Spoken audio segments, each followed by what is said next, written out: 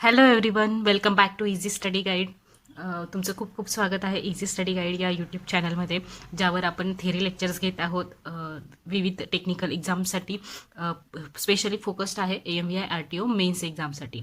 तर त्याचे मी आधीचेही videos upload केलेले आहेत. जवळपास आता 19 झाले आहेत. हा 20वा असेल.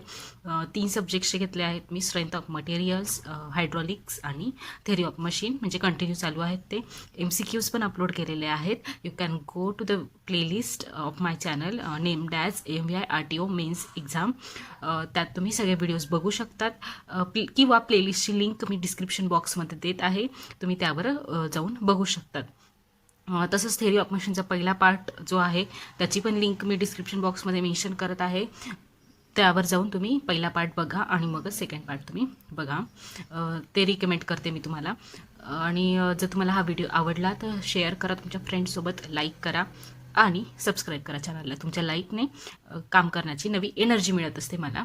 आणि थँक्स फॉर ॲप्रिसिएशन. तुमच्या कमेंट्स वाचून मला खूप छान वाटतं. आणि काही वेळा व्हिडिओज अपलोड करायला लेट होतं, नोट्स काढायला काही वेळेस लेट होतं आहे. त्यामुळे मी माफी मागते तुमची. आणि आपण आता टाईम वेस्ट न करता आजचा पार्ट स्टार्ट करूयात. सो थेरी ऑफ मशीनचा हा सेकंड पार्ट आहे, ज्यात आपण स्ट्रक्चर म्हणजे काय आणि मोशन्स, टाईप्स ऑफ मोशन्स आपण स्टडी करणार आहोत. लास्ट पार्टमध्ये आपण लास्ट पार्टमध्ये आपण टाईप्स ऑफ लिंक्स पाहिल्या किंवा basics of theory of machine पाहिलं. तर व्हॉट इज स्ट्रक्चर ते आपल्याला ह्या पार्टमध्ये स्टडी करायचं आहे. स्ट्रक्चरचा छोटासा पार्ट आहे. नंतर आपण टाईप्स ऑफ कन्स्ट्रेंट मोशन पाहणार आहोत.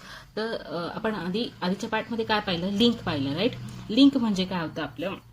लिंक म्हणजे असा पार्ट होता मशीनचा की किंवा लिंक म्हणजे रेजिस्टंट बॉडी होती जी की तुमची मोशन ट्रान्समिट करत होती from one link to another link. आणि त्याच्यानुसार आपलं मेकॅनिझम वर्क होत असतं.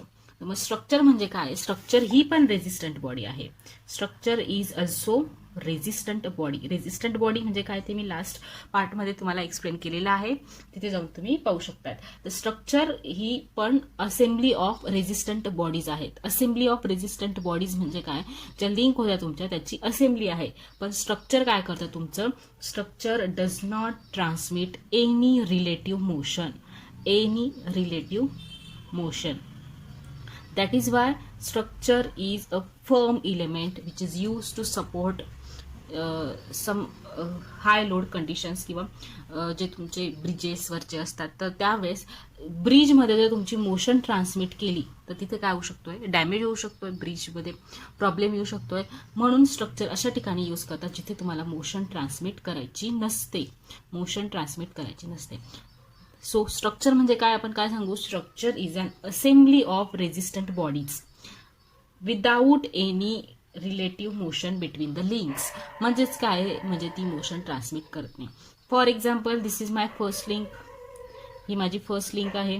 हिला मी दुसरी लिंक जॉईन केली. हिला मी अजून एक लिंक जॉईन केली. Sorry, this is my link 1, this is link 2 and this is link 3. यात कोणती तरी एखादे मोशन ट्रान्समिट होते का? सपोज मी लिंक 1ला मूव्ह करण्याचा ट्राय केला. लिंक 1 जास्तीत जास्त मूव्ह कशी होईल? एक रेसिप्रोकेट किंवा रोटेशनल. पण ही मूव्ह झाल्यावर सेकंड मूव्ह होण्याचं टेंडन्सी वाढेलच आपोआप. सेकंड आणि थर्ड त्याला कनेक्टेड आहेत. पण सेकंड आणि थर्ड दोघंही मूव्ह होऊ शकताय का? नाही, कारण ते इकडे कनेक्टेड आहे. म्हणजे कोणती पण एक तुम्ही मूव्ह करायचा प्रयत्न केला तरी ते एकमेकाला कनेक्टेड आहे आणि ते एकमेकाला मूव्ह होऊ देणार नाहीत. That is Y structure is the assembly which does not transmit any relative motion between the links. मग याचे एक्झाम्पल्स कोणते आहेत? एक्झाम्पल्स आहेत रूप ट्रसेस. पाहिलं असतील तुम्ही. रूप ट्रसेस बिल्डिंग्समधले. मशीनच्या फ्रेम्स असतात. मशीनच्या फ्रेम्स आपल्याला काय लागतात? स्ट्रॉंग लागतात. म्हणजे त्यांनी रिलेटिव्ह मोशन ट्रान्समिट नाही केली पाहिजे. ह्या झाल्या तुमचं स्ट्रक्चरचे एक्झाम्पल्स. पण आपण जरी म्हणतो रिलेटिव्ह मोशन नाही तरी काही प्रमाणात तिथे मोशन होऊ शकते. पण ती कशामुळे असेल? Because of the applied forces or loads. म्हणजे काय? मोशन म्हणजे त्याला आपण रिलेटिव्ह मोशन नाही म्हणू शकत. आपण त्याला स्ट्रेनिंग ॲक्शन म्हणू. स्ट्रेनिंग त्याच्यात परफॉर्म होतं. ज्या अप्लाइड फोर्समुळे किंवा लोड्समुळे स्ट्रक्चरमध्ये काय होऊ शकतंय? तुमचं स्ट्रेनिंग ॲक्शन होऊ शकते. ते एकदमच फर्म किंवा राहणार नाही. जर लोड जास्त झाला तर स्ट्रेनिंग ॲक्शन जास्त राहील. जर लोड कमी राहिला तर तुमचं स्ट्रेनिंग ॲक्शन कमी राहील. In this way the structure is defined or the structure is in this way the structure is studied. So this was structure. मग आता स्ट्रक्चर आणि मशीनमध्ये काय डिफरन्स असेल, we can easily determine the difference. स्ट्रक्चरमध्ये काय असतं, रिलेटिव्ह मोशन असते का, नाही. Let me write here structure and here machine. Sorry, and here machine. स्ट्रक्चरमध्ये रिलेटिव्ह मोशन असते का, नो रिलेटिव्ह मोशन. इकडे काय तुमची मशीनमध्ये रिलेटिव्ह मोशन नसली तर तुमचं मशीन वर्कच नाही करणार.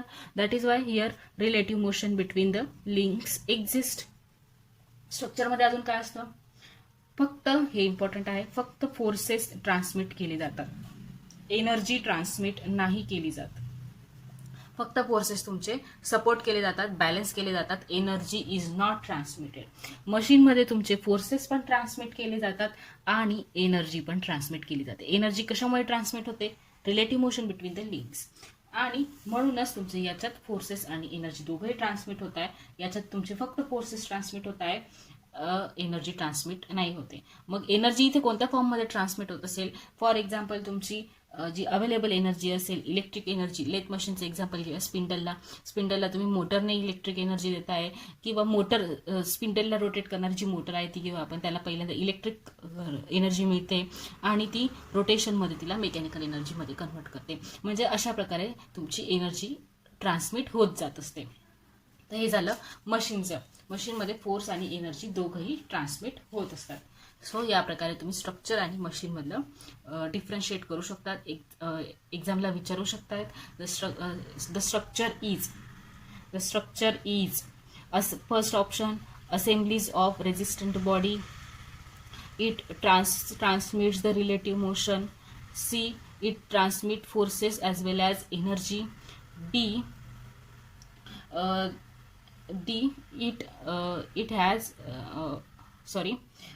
it converts one form of energy into another form of energy.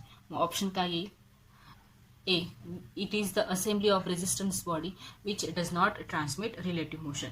या प्रकारे तुम्हाला हे माहीत पाहिजे. That is why I have taken this difference. जर एकदाच माहीत असेल तर you can frame any question, options, and likewise you can give answer to any question. So this was about structure. Now आता आपल्याला कन्स्ट्रेंड मोशन्स हा part study करायचा आहे. कन्स्ट्रेंड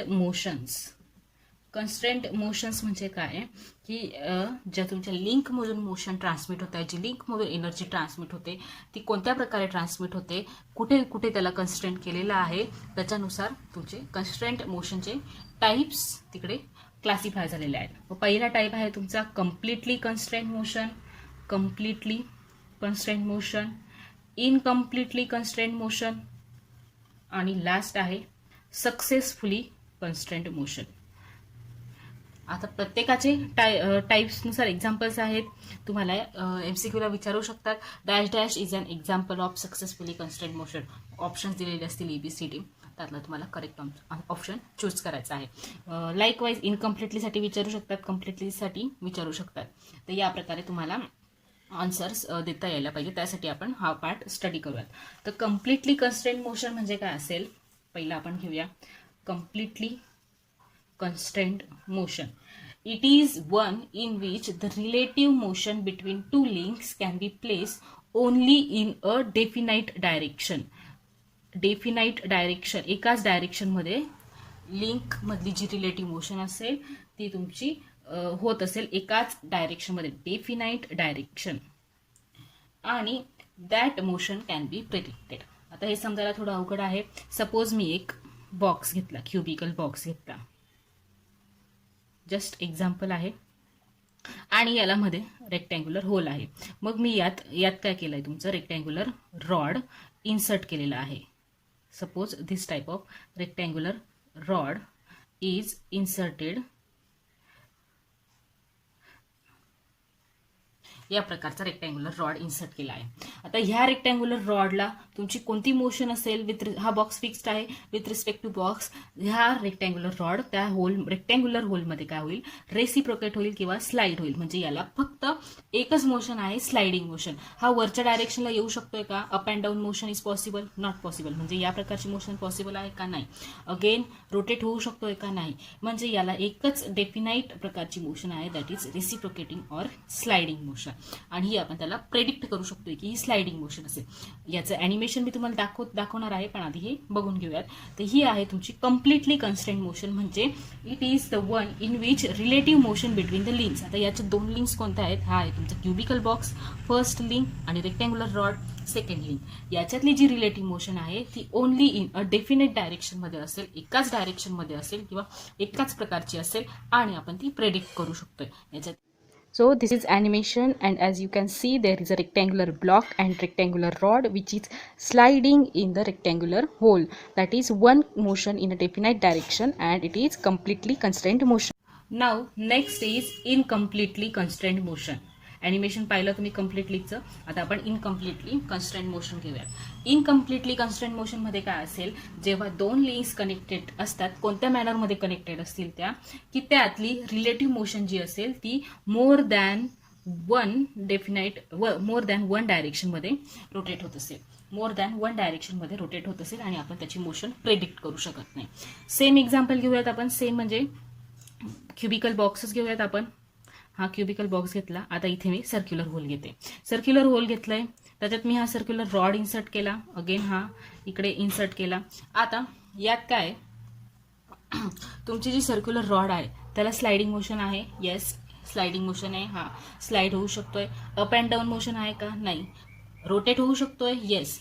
हा जो होल असेल माझा किंवा हा थ्रू आउट जो होल असेल माझा, मी याच्यात सर्क्युलर रॉड इन्सर्ट केला तर हा तुमचा इथे रोटेट पण होऊ शकतोय आणि तुमचा हा रेसिप्रोकेट पण होऊ शकतोय. म्हणजे रोटरी मोशन पण याला इकडे आहे. तर मोर दॅन वन डायरेक्शनमध्ये किंवा मोर दॅन वन मोशन्स आहेत, that is why this is incompletely constrained motion. याचं पण ॲनिमेशन बघूयात आपण. Let's see the animation. So in the animation you can see the circular rod is there and it is reciprocating as well as rotating. That is, it has 2 motions, one is sliding or reciprocating and other is rotational. So this is incompletely constrained motion. Now third one is successfully constrained motion. Successfully constrained motion. आता completely पाहिलं आपण, ज्याच्यात एकच direction होती. Incompletely more than one direction होतं. तर successfully constrained motion ही almost similar to incompletely आहे, almost similar to completely constrained motion आहे. म्हणजेच काय की जो आपण हा जो रॉड घेतला होता याच्यात आपण काय केलेलं होतं, सर्क्युलर रॉड जो होता आपला, याला 2 मोशन होत्या. एक होती तुमची स्लाइडिंग और रेसिप्रोकेटिंग, एक स्लाइडिंग और आणि ही होती तुमची रोटरी. मग सक्सेसफुली कन्स्ट्रेंट मोशनमध्ये आपण याच्यापैकी एक मोशन आपण कन्स्ट्रेंट करतोय किंवा याला आपण होऊ देत नाहीये आणि एकच मोशन आपण होऊ देतोय. म्हणजेच काय, मी एक तर स्लाइडिंग होऊ देणार नाही किंवा रोटरी होऊ देणार नाही. तर ही असेल माझी successfully constrained motion. When the relative motion between the links is not completely constrained by itself but it is made so by some other means. म्हणजेच काय, मी हिला कम्प्लिटली तर कन्वर्ट करते पण ती तिची झाली का, नाही. मला काहीतरी एक्सटर्नल फोर्स लावावा लागेल किंवा एक्सटर्नल कंपोनंट लावावा लागेल, तेव्हाच ती तुमची एकाच याच्यात होत असेल. फॉर एक्झाम्पल जो रॉड घेतला होता आपण, आता मी त्याला इकडे काय केलं आहे, एक बॅरियर लावला आहे. मग बॅरियर लावल्यामुळे याची जी तुमची ही जी मोशन आहे, जी रेसिप्रोकेटिंग मोशन होते ती होते का, पूर्ण नाही होते. पण रोटरी मोशन होते, म्हणजेच काय, मी एक्सटर्नल मीन्स तुमचा हा एक्सटर्नल मीन्स तिथे अप्लाय केलेला आहे. तिची ती कन्स्ट्रेंट झालेली नाहीये, तिची ती स्लाइडिंग मोशन रोखली गेलेली नाहीये, फक्त रोटरी मोशन ती परफॉर्म करत आहे. So this is successfully constrained motion. Let's see the animation. याचं अजून एक एक्झाम्पल आहे foot step bearing. Successfully constrained motion कधी कामात येते, कधी आपण बघू शकतो, जेव्हा तुमचा एक शाफ्ट असेल. मी जसं सांगितलं तसं, suppose this is the shaft, हा माझा शाफ्ट आहे एका कोणत्या तरी याच्यात मशीनमध्ये, आणि मी इकडे कॉलर किंवा बिअरिंग्स लावल्या. तर याच्याने माझी रेसिप्रोकेटिंग मोशन रोखली जाते पण रोटरी मोशन परफॉर्म होते. अजून एक एक्झाम्पल आहे फूट स्टेप बिअरिंग. आपण ते ॲनिमेशनमध्ये पाहूयात. So let us see the animation. As we can see in the animation, the only motion which we seeing is the rotational motion. The sliding motion of the rod is constrained by the external means of bearing. The rod is not sliding, hence we can see the rotational motion only, and it is possible by the external application, hence it is successfully constrained motion. In this way आपण आता सगळे animations पाहिले. In this way आपण completely constraint पाहिली, completely constraint पाहिली, इनकम्प्लिटली पाहिली आणि successfully constraint motions पाहिल्या. तर हे झालं आजचं एवढ्या पुरतं लेक्चर बस झालं, कारण नेक्स्ट पार्ट आहे आपला कायनामॅटिक पेअर विच इज व्हेरी लेंदी. तो व्हिडिओ लेंदी होईल, तो आपण नेक्स्ट पार्टमध्ये कायनामॅटिक पेअर स्टडी करणार आहोत, टाइप्स ऑफ कायनामॅटिक पेअर स्टडी करणार आहोत. Stay tune for my next videos and thank you very much.